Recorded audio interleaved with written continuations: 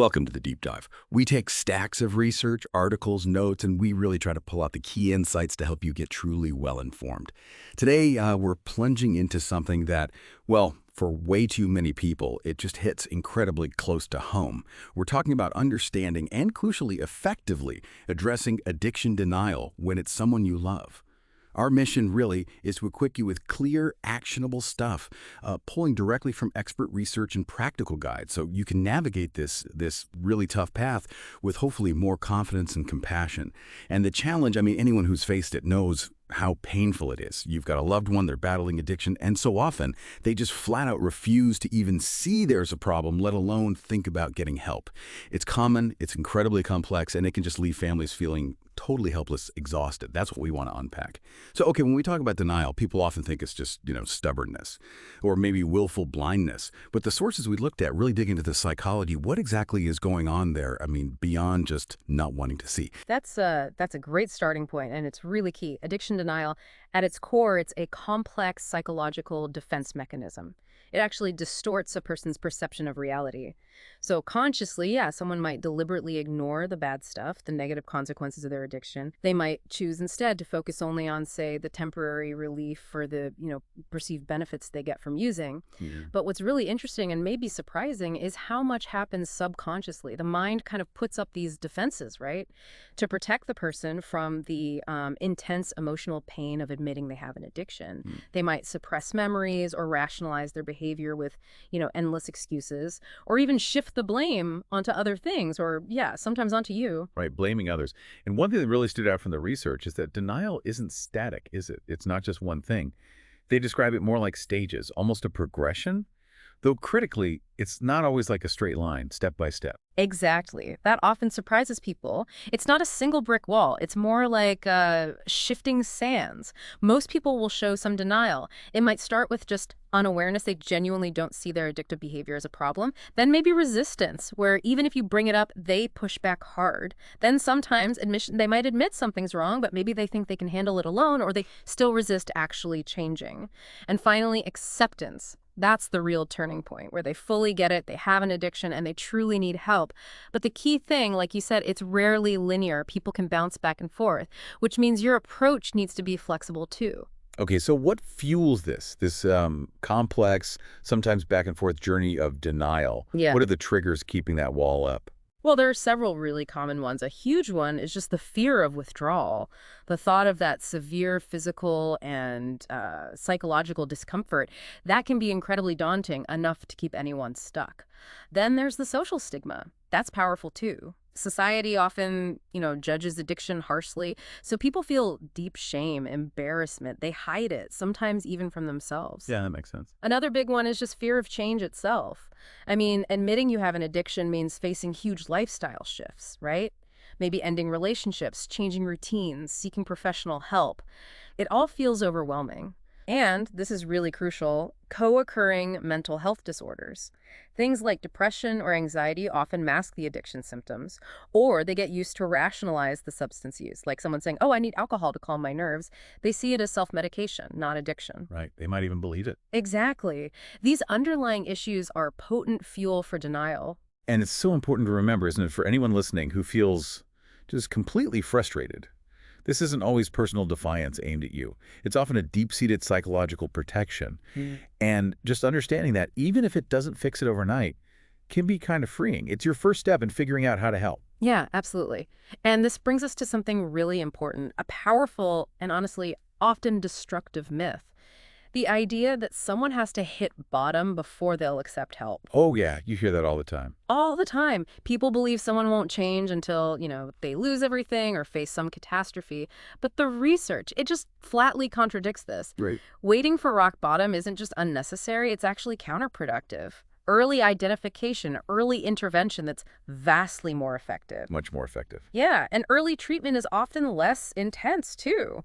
Less disruptive to their life, causes less anxiety for everyone involved. It's just better. And the risks of waiting for that supposed bottom, they're terrifyingly high, aren't they? I mean, we're talking arrests, ER visits, losing jobs, public humiliation, and tragically even death. It's like playing Russian roulette. Exactly. It's an incredibly dangerous gamble. And The suffering, it doesn't stop with the person struggling. We talk about concerned significant others, CSOs, family, close friends. They often develop their own problems.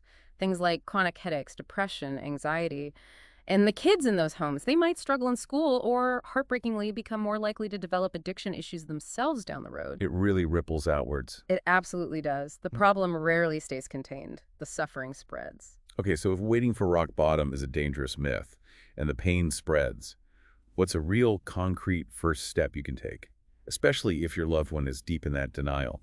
Or sources point to something that, yeah, might feel kind of backwards at first. It definitely can feel counterintuitive, but a really critical step is for you, the concerned person, to get help for yourself first. For yourself. Yeah. It helps restore your own emotional stability, gives you tools to cope, and, maybe surprisingly, it sends a really powerful signal about the seriousness of the situation.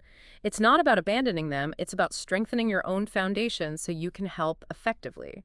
Now, yeah, it might make your loved one angry initially, because it feels like a loss of control for them, but it's vital for your well-being and, honestly, for modeling healthier behavior. That makes a lot of sense, actually, shifting the dynamic. And when it comes to interacting directly with your loved one, our sources lay out some really essential do's and don'ts, things family members can do that make a real difference. Absolutely. So the DOs. First, do protect yourself and others. If there's violence, call the police. That's non-negotiable. Do set clear limits and stick to them. Boundaries around your home, your finances, your time, these aren't punishments. They're about self-preservation and not enabling. And the don'ts are just as critical.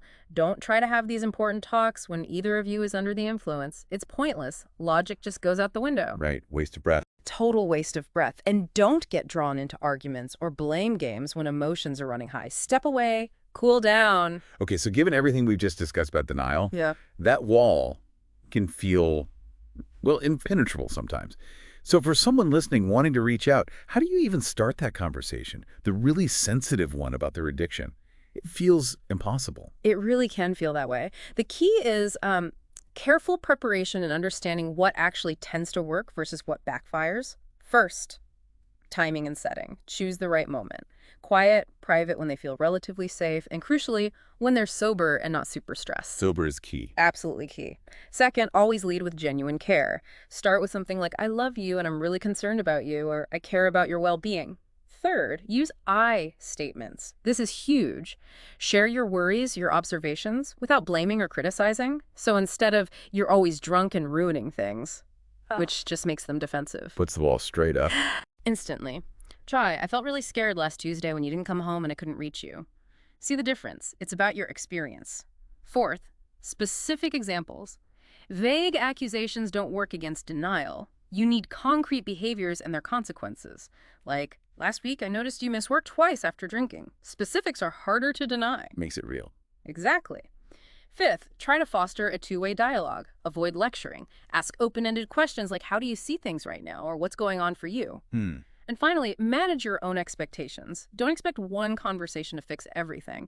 This might be the first of many small, consistent steps. Patience is vital. These communication principles, they aren't just good ideas, are they?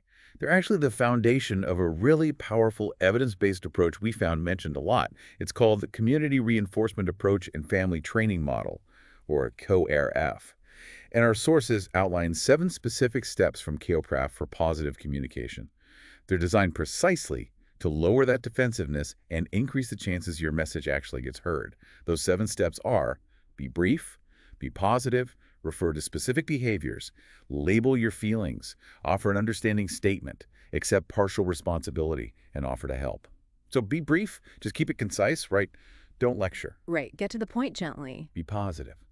Focus on reinforcing any good behavior, even tiny steps in the right direction. Yeah, catch them doing something right, however small. It encourages more of it. Refer to specific behaviors, those concrete examples we just talked about. Crucial for cutting through the vagueness of denial. Label your feelings using those I statements about your emotions, like, I feel worried when, instead of, you make me worried. Exactly. Own your feeling without attacking.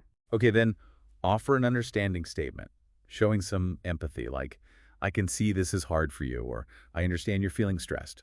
Shows you're trying to see their perspective, even if you don't agree with the behavior. Accept partial responsibility. Now, this one's interesting.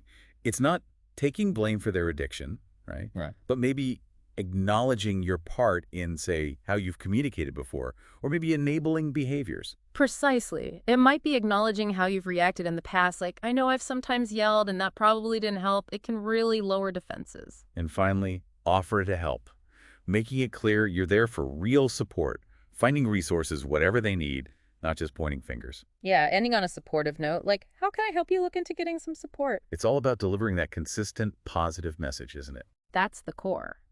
And applying these principles thoughtfully depending on how the denial shows up is also key. So if you're facing absolute denial, like a total refusal to see any problems, stick relentlessly to those concrete examples and I statements. Avoid blame like the plague.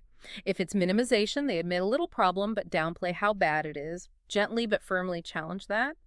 Point out the discrepancies using those specific, real-world examples. You say it's only a couple of beers, but then these things happened. Gotcha. What about rationalization, the excuses? Yeah, when they have endless justifications. Delicately question those justifications.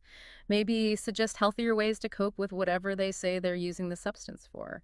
You say you drink to relax. Have you thought about trying meditation or exercise instead? If they resort to blaming others, it's my boss's fault. It's your fault. Empathize with the feeling. I hear you're feeling really stressed about work, but gently steer them back towards personal responsibility for their choices. And diversion, changing the subject. Just gently, persistently bring it back. I understand that's frustrating, but right now I'm concerned about your drinking. Can we stay on that for a minute? Keep the focus. Okay. So ultimately, with all these different tactics, the main goal is always that consistent, clear message of support, isn't it? Exactly. Underneath it all, the message is, we care about you, we see you're struggling, and we want you to get help. That consistent, loving pressure over time can really make a difference. So we've mentioned CRAFT's communication tools. Let's really dig into the CRFT model itself now, understand where it came from, how it fundamentally changes the game for families. This whole approach, this behavioral therapy, was developed by Robert Myers back in the late 70s.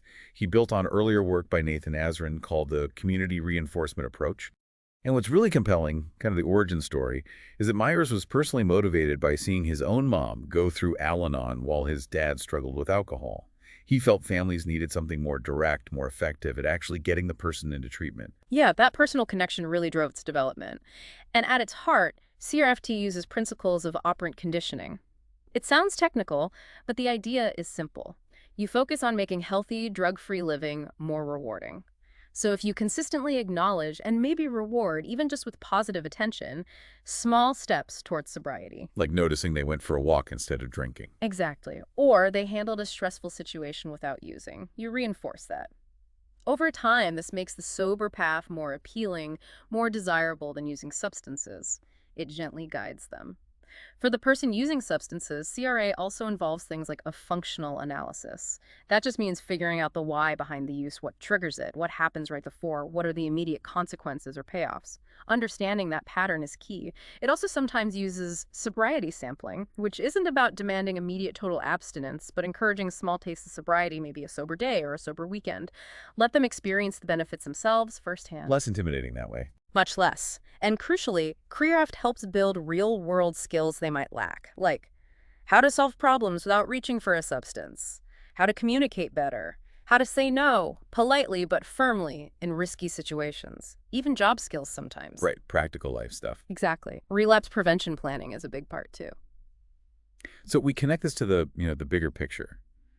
CREAF seems really well positioned. It avoids the big problems you see with some other approaches, right? Like those old school confrontational interventions or approaches that just tell families to detach completely. Absolutely. That's where its effectiveness really stands out in the research. Unlike, say, a Jason intervention, which often feels like that surprise ambush, Yeah, the intervention you see on TV. Right. Which can be really uncomfortable for everyone, and honestly, families often didn't follow through. CRAFT avoids that discomfort, and the data shows it leads to much better engagement. People actually stick with it. And unlike Al-Anon, which is incredibly valuable but focuses mainly on the family member's well-being and coping through detachment, CRAFT's primary goal is different. It directly aims to help the family engage the loved one and get them into treatment. Though, interestingly, the family members using CRAFT also report significant improvements in their own well-being, too. Okay, so what does the research actually say about success rates? How much better is it? The outcomes are pretty compelling. Study after study shows craft getting significantly higher rates of engagement for resistant individuals compared to other approaches. We're talking numbers clustering around 70%. 70%, that's huge. Yeah. It is. For example, one big study found CRT got 64% engagement compared to only 23% for the Johnson intervention model, and just 13% for families referred to Al-Anon or Nar-Anon type groups. Another study, funded by NINDA, the National Institute on Drug Abuse, focused specifically on drug users, found a 74% engagement rate with craft. Wow. Yeah, it makes craft one of the only family-focused approaches with solid scientific proof that it actually helps get reluctant people into treatment. That's genuinely striking. I mean, with success rates like that, why isn't craft, everywhere? Why has adoption been so slow for something that seems so effective? What are the barriers? That's a great question, and it's frustrating. Often it boils down to training and awareness. Many counselors in traditional treatment programs simply haven't been trained in craft. It requires a different skill set than maybe older models. Plus, there's still that strong cultural hangover from the rock bottom myth. That idea is so ingrained it can overshadow the evidence for these gentler, earlier intervention models like craft. Inertia, kind of. Yeah, inertia and maybe some resistance to change within the field itself. It's often easier to keep doing what's always been done, even if something better comes along. Okay, so let's say CRFT or another approach works. Your loved one agrees to get help. Maybe they go through detox or rehab. What's next? A crucial step we saw mentioned is often sober living homes as a kind of bridge, right? Either after rehab or sometimes for folks who just need that structured support early on. Exactly. Sober living homes, sometimes called halfway houses, they're essentially supportive residential places that are strictly alcohol and drug-free. Their main purpose is to help people build stability, maintain that hard-won sobriety, and gradually, safely reintegrate back into regular life jobs, family, society. It's about building a solid foundation for recovery in a safe space where they can practice living sober day to day, but with support. And the benefits for the person in recovery seem pretty significant. First, that structured environment you mentioned. It's like a middle ground, isn't it? Not as intense as inpatient rehab, but way more structured than just going straight home. Helps maintain discipline. Definitely. Structure is key early on. Second, peer support. That seems huge. Being around other people who get it, who are all working toward the same goal. That shared experience must offer motivation, understanding, accountability too. Immense value. That peer support is often one of the most powerful elements, knowing you're not alone in the struggle. Third, that idea of easier reintegration. It acts like a buffer, right? Eating back into work or school or relationships while still having that safety net. Seems like it would really lower the risk of relapse during that vulnerable time. It absolutely does. Going straight from intense treatment back to old environments and stressors can be a recipe for relapse. Sober living provides that gradual transition. Fourth, many places offer life skills development, teaching practical stuff like managing money, cooking, job hunting, communication. Yeah, many good ones do. Helping people rebuild the practical aspects of their lives is crucial for long-term recovery. And fifth, continued access to therapy and support groups like AA or NA meetings, making sure that professional support continues. Right. Most require or strongly encourage ongoing therapy and meeting attendance. It's part of maintaining recovery. So what should someone actually expect if their loved one moves into the sober living home? What's it like day to day? Well, there are definitely clear rules and structure. Things like curfews, mandatory house meetings, chores, and usually random drug and alcohol testing. This is all to maintain that safe, sober environment for everyone. It's typically communal living. Residents share bedrooms, common areas, maybe cooking duties. This fosters that sense of community and mutual support, but also requires cooperation and respect. Costs vary quite a bit. Often it's like paying rent, sometimes on a weekly or monthly basis. And the recommended length of stay also varies, but often you hear 3 months to a year suggested to really solidify those recovery skills and routines. It's a balance, really. More freedom than rehab, definitely. Residents usually work or go to school, but there's still supervision and accountability built in. Okay, so thinking back to that wall of denial we started with, bringing up the idea of sober living, even after someone has agreed to initial treatment, could still be really tough. How do you even start that conversation, especially without making them feel like you don't trust them or you're punishing them? That's a very delicate conversation. The core advice, echoing what we discussed earlier, is approach it from support, never shame. Frame it as a tool for them. Like, This is a protective space for your growth, for accountability, for healing. Not, you need to go here because I don't trust you. Start with affirmation. I see how hard you're working. I'm so proud of how far you've come. Acknowledge their effort first. Lead with possibility, not fear. So instead of focusing on the fear of relapse, if you don't go, you'll probably relapse, focus on the positive benefits. Exactly. Talk about the understanding roommates, the structure that helps, the chance to rebuild their life with support, not feeling alone in it. Frame it as empowerment. And expect resistance. Don't be surprised if they push back. Oh, absolutely. Change is hard, and maybe it feels like another loss of freedom. Expect resistance, but stay loving. Validate their feelings. I hear that you're worried about X, or I understand you feel Y, but gently, firmly reinforce your belief in their future and that this tool can help them get there. And remember, it might take several small conversations, not one big showdown. Planting seeds. Right. And the last point seemed really important. Offer options and shared power. Don't just dictate. Yes, collaborate. Maybe research a couple of places together. Here are 2 homes we found that seem good. Do you want to look at their websites together? Or let's talk about what you would need in a supportive living situation. Giving them some control, some choice in the process, builds trust and autonomy. Makes them a partner in their own recovery journey. We have definitely covered a lot of ground in this deep dive today. Our mission, as we said, was really to empower you with knowledge. We hope you feel, maybe a bit better equipped now. Equipped to support your loved one through this incredibly difficult journey of addiction. From really understanding the nuts and bolts of denial to exploring those proven strategies like CR for actually engaging them and recognizing the vital role places like sober living homes can play in that transition to lasting recovery. In all this discussion, it really raises an important question for you, the listener, to maybe mull over. Thinking about your own unique situation, your specific loved one. What is your next courageous step? What's one thing you can do, maybe starting today, to help foster an environment where profound change can truly begin to take root for them?